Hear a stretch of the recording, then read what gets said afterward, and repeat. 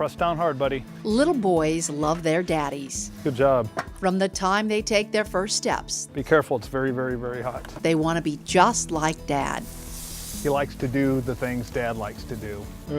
But there was a time Brian shied away from his little buddy. Tell him who the boss is. He didn't want John to act like him Hey, let's go flip those. or uncover a dark secret he'd been effectively hiding for years. I didn't like that, I was just living this huge lie. 3 years after the birth of his only child, the lie was about to unravel.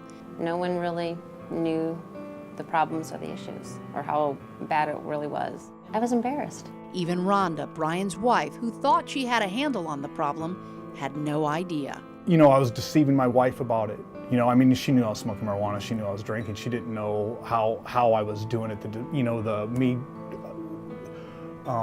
downing a 6-pack of Keystone Light on the way home before I got home, then stopping to brush my teeth, put Visine in my eyes, and wash my hands or whatever to get the marijuana smell off and come in like, hey, I'm home from work, Daddy's home, blah, blah, blah. On top of that, Daddy was putting away 20 beers and smoking a joint or two almost every night. I can't remember him ever missing a day of work, ever, from his drinking. He would be up till 1, 2 o'clock in the morning drinking, and then he'd get up at 6 and go to work. How did I function? I was surviving, that's what I was doing, and I can't believe I actually was, for the most part, getting away with it. Now, really not getting away with it because in my mind, I wasn't getting away with it because deep down I knew who I was. And the reflection in the mirror was pretty painful, but that didn't stop him. Brian would hurry off to the garage or basement after dinner so he could feed his addiction and hide from his family. There was a lot of tension. He basically locked himself downstairs and we were upstairs, and that's how we lived. That seemed to work until one night a then 3-year-old John uncovered the truth in a downstairs refrigerator. And he pulled out one of my beers, said Daddy's Pop. The one thing Brian feared, a son just like him, was taking shape. And my heart dropped, and I thought to myself, I'm burdened, he's cursed. That's what I thought, because he's going to be just like me. I'm an addict alcoholic. He's going to want to be just like his dad. I'm just like my dad. My dad's just like his dad. Brian knew he needed help. He prayed, even made a contract with himself. Nothing seemed to work until he paid a visit to his drug dealer. I had money on me to get the next bag of weed. But something happened when he pulled out his wallet.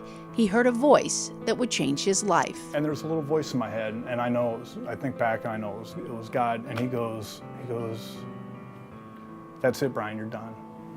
You're done. You don't have to drink or smoke again. Brian drove himself to Allegiant Creighton Health Emmanuel Medical Center. He was finally ready to get help. I remember walking in to my therapist, Christy, who's wonderful. And one of the first things she said to me was, the good news is you never have to drink again. And I wanted to laugh. I wanted to look at her and laugh and say, don't you know who I am? Don't you know that that's me? I can't quit drinking. I can't quit smoking pot. Individual counseling, family, and peer group therapy eventually helped him break the hold alcohol and drugs had on him. Emmanuel had a plan. As I went through the program, I began to believe in what they're saying. The people at Emmanuel Medical Center had Brian believing he could be so much more. What treatment did to me was it made me look inside myself and figure out why I think the way I do, why I do the things I do, why I feel the things I do. And it allowed me to look inside and unwind that big knot in my head, to unwind why I have that compulsion. Turns out that big knot came from his childhood. Brian is the son of an alcoholic with a fiery temper.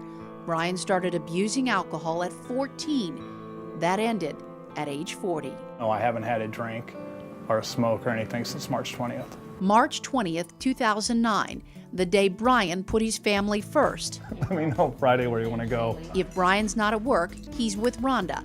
Watch out for the weeds around you, little buddy. And his little buddy. It's like he stopped and never looked back. Here, take this pull. They do everything together. John really does want to be just like his dad. And now, it's okay. You know, look at my life now, it's wonderful. I got a beautiful wife, I got a beautiful son, I got a great job. You know, I'm blessed, I really am.